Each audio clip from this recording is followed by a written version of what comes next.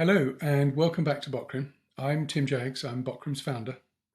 In this video, I'd like to talk about the difference between best practices as that term is traditionally understood and best practices as we would like that term to become understood in relation to protecting minors and vulnerable adults from sexual abuse. And the difference the difference in the definitions will make, we think, a huge difference to the protection of minors and vulnerable adults. And let's talk about the traditional approach first. The traditional approach is an approach that's developed over, candidly, centuries. It's an approach where when you have limited ability to measure all of the possible approaches that could be taken to achieve a particular objective, and when you have relatively limited analytical capability to analyze all of the measurements that you've taken, what you do instead is that you decide amongst those that are going to have to use the particular set of controls because you agree that a particular approach is necessary. There is a negotiation that takes place that between people from very different backgrounds with very different perspectives and massively different objectives and concerns. They get together and they agree that between them, they've agreed by convention, this will be the set of best practices that we will follow to achieve a particular outcome. And as I say, when you can't measure and you can't analyze, it makes all the sense in the world, and it's served us very well for hundreds of years, thousands of years, and it makes plenty of sense. It doesn't, however, make sense today when we have the measurement capabilities and we have the analytical capabilities that mean we can now use the much more appropriate use of the term as far as child protection is concerned. And that is that instead of using an approach that we've all agreed by convention seems like the approach we ought to be taking, and it's opinion-based and it's convention-based and it's negotiated, we take an approach that says which are in fact the most effective practices at protecting minors and vulnerable adults from sexual abuse. And that very simply is where Bokrim wants to get us all to in terms of protecting minors and vulnerable adults from sexual abuse. But we also want to use the same approach to protect organisations that do everything they can to protect minors and vulnerable adults. We want to help them be as well protected as well from the consequences of failing to prevent SAM, on the basis that we all acknowledge that SAM is difficult, it's hard to prevent. In fact, it may inherently be impossible to prevent. I can come back to that in another video, but it's certainly difficult to prevent. And the costs of failing to prevent it have become so significant that there is a very real question mark over organisations' ability to bear that much risk and continue to be able to deliver the very services that give rise to that risk in the first place. So you can't avoid SAM risk, sexual abuse and misconduct risk, if you're a youth serving organisation. And the level of SAM risk is now so high, it can threaten your ability to deliver the very services that give rise to the SAM risk in the first place. So there is very good reason to think we need to make sure that we are using demonstrably the most effective practices at protecting minors and vulnerable adults, and that organisations should be as well protected as possible as long as they're using those best practices. So let's look at the difference now as to where we are today and the journey that we're trying to take organisations on to achieve that objective. The term that's thrown around a lot today is that an organisation is using SAM risk management best practices. And what I'll do is talk about that first, and then I'll come on to what we mean by risk management best practices used to manage SAM risk. But just to give you the headlines, SAM risk management best practices are not enough on their own to prevent SAM, and they provide no protection to organisations that are looking after minors and vulnerable adults. Risk management, there is an approach to managing risk that is best practice because it's been measured, it's been the subject of rigorous research, and we can show that it is demonstrably more effective than a traditional approach to managing risk. It's an approach called enterprise-wide risk management. And what Bokrim's done is to take what is risk management best practice in our sense of that term, and we've tailored a system for SAM risk management using that risk management best practice. And what that's going to enable us to do is to measure all possible approaches to preventing sexual abuse and protecting organisations, so that in all sorts of different contexts we can identify what is the system that is best in a given context for preventing the minors and vulnerable adults that are exposed or potentially exposed or vulnerable to SAM in that context. What we're going to start off, though, is by talking about how SAM risk management best practices, as that term is understood today, doesn't achieve what it is that we all want to achieve, and that's to protect minors and vulnerable adults as well as possible. So let's look at what current SAM risk management best practices looks like. They are, broadly speaking, four and just four controls designed and with the intention or the objective purely of preventing SAM. The four controls are criminal background checks, mandatory SAM-related training, policies and procedures around one-to-one interactions, albeit they can be in lots of different contexts, and last, mandatory reporting of suspicions of SAM.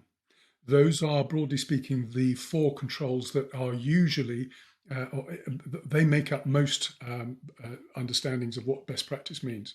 In some contexts and in some sectors, there are slight differences, but broadly speaking, those are the four controls that are best practices at SAM risk management. And they're not working to prevent SAM. On their own, they're not enough to prevent SAM. In fact, on the contrary, SAM is currently rising. If you talk to one of the largest SAM insurers in the country at the moment, they'll tell you that adult-on-child sexual abuse has doubled in the last 10 years. Child-on-child sexual abuse has increased 5 times. So on their own, these approaches are not enough to prevent SAM, and in fact, SAM is growing.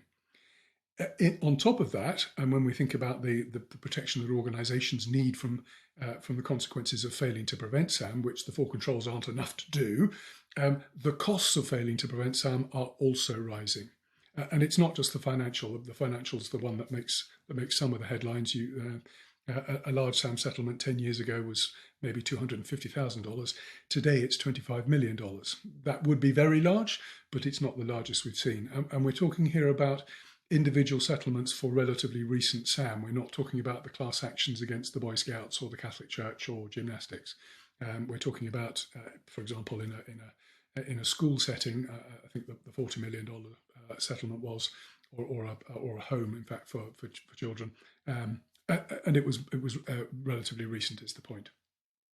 But it's not just the financial costs. The disruption costs are quite different to what they were 10 years ago.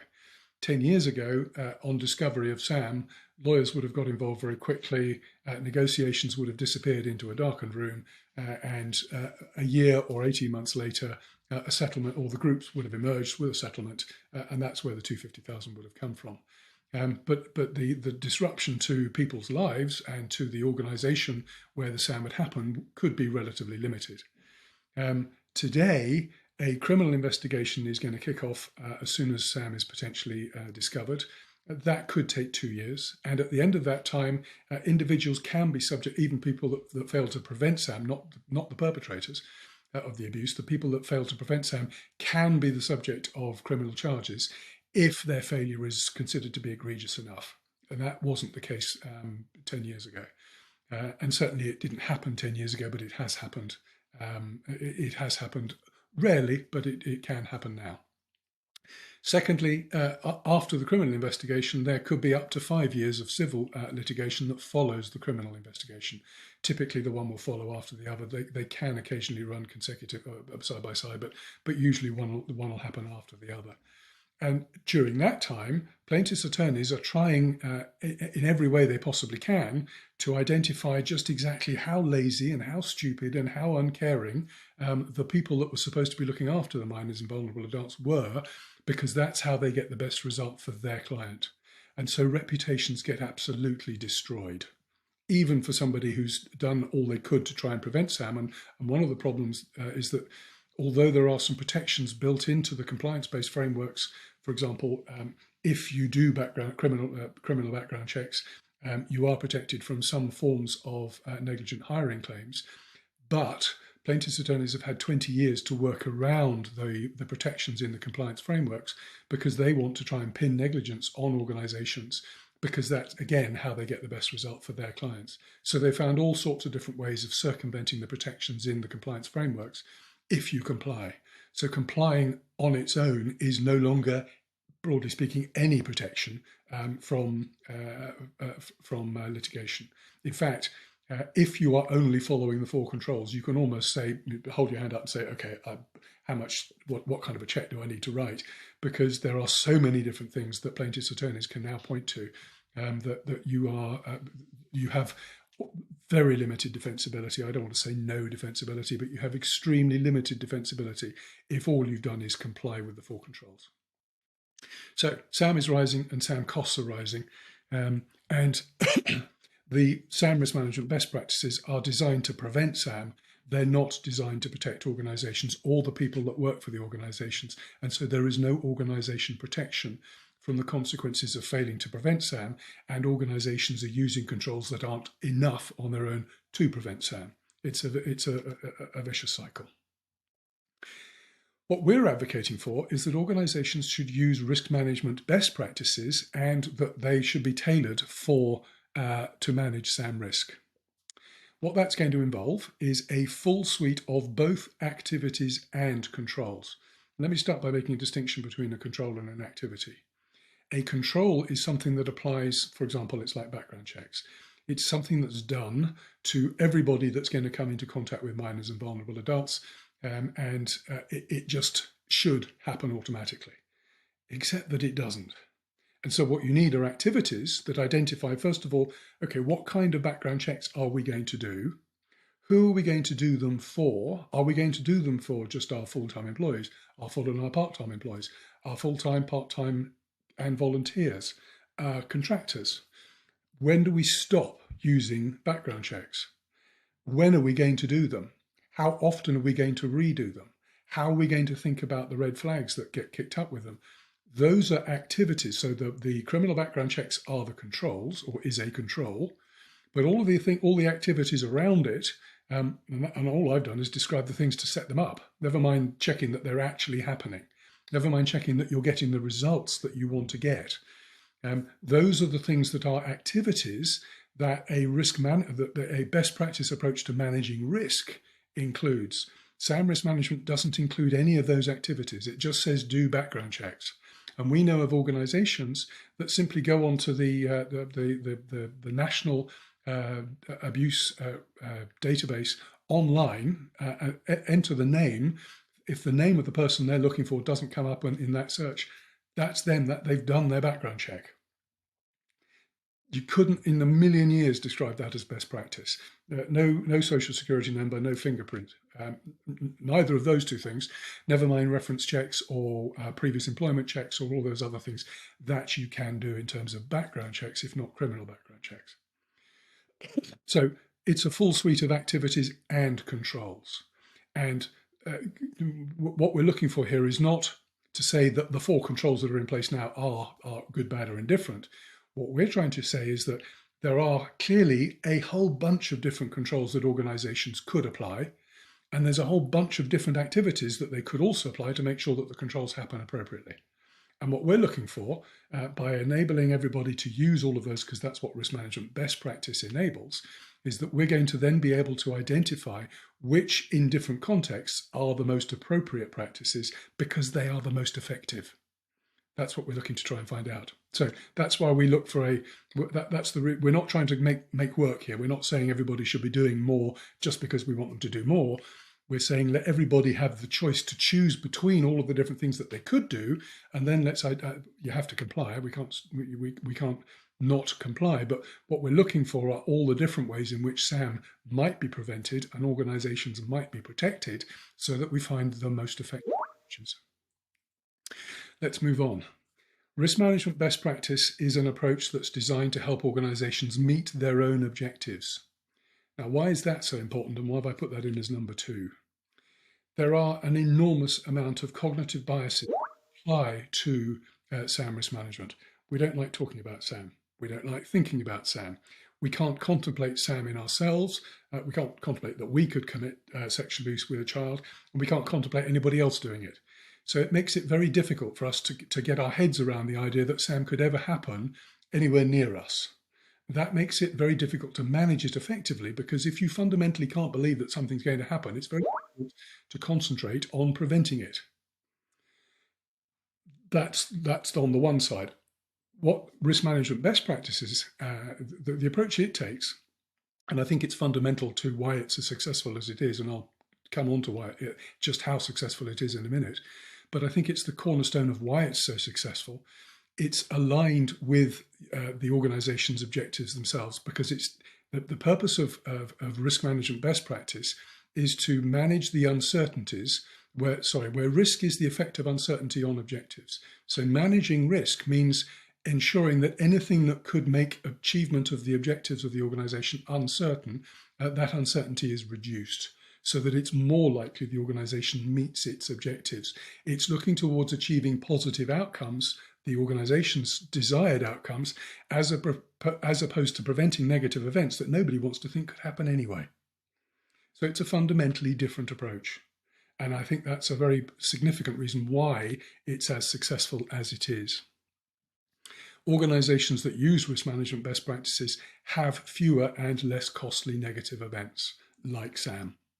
And that's why, although it's extremely rare for youth-serving organizations to use risk management best practices today, it's an approach called enterprise-wide risk management. It's vanishingly rare that they use this approach today. We think that once you start applying risk management best practices to SAM risk, we will get the same kind of results for SAM risk that have been achieved for pretty much every single other risk by organizations using enterprise-wide risk management, or ERM. In addition, organizations are fully protected, or as protected as, that's not true. They are as well protected as they can be from the consequences of failing to prevent the negative events. And secondly, they are also more highly trusted and more highly valued. And I'm not sure which comes first, the chicken or the egg here, whether because the last one here, I beg your pardon, they meet their objectives more often. And there's various chickens and various eggs in this element. I don't know if organizations are more trusted and more highly valued because they achieve their objectives more often, because they have fewer and less costly negative events, or whether it's some other combination of those, perm anything you like from those four different points. The bottom line is that organizations that use risk management best practices, and this is compared to traditional risk management, never mind the compliance-based approach that is currently best practices for SAM risk, they achieve their objectives more often, they have fewer and less expensive negative events, and they are more highly trusted and more highly valued. From our perspective, what using risk management best practices will enable is measuring and then analysing the practices that are actually the most effective at protecting minors and vulnerable adults from sexual abuse and protecting the organisations that are looking after those children from the consequences of failing to prevent SAM, as long as they've done everything they can to prevent SAM. That's how we understand the term, or we want to understand. That's how we'd like the term to be understood going forward. It's how we use the term, and it's how we'd like you to think about that term. And it's the way we'll use the term if you work with us. And if you'd like to learn more about how to work with us, if you'd like to learn more about risk management best practices as applied to SAM risk, please get in contact. Please subscribe to this channel, and we look forward to working with you. Thank you very much.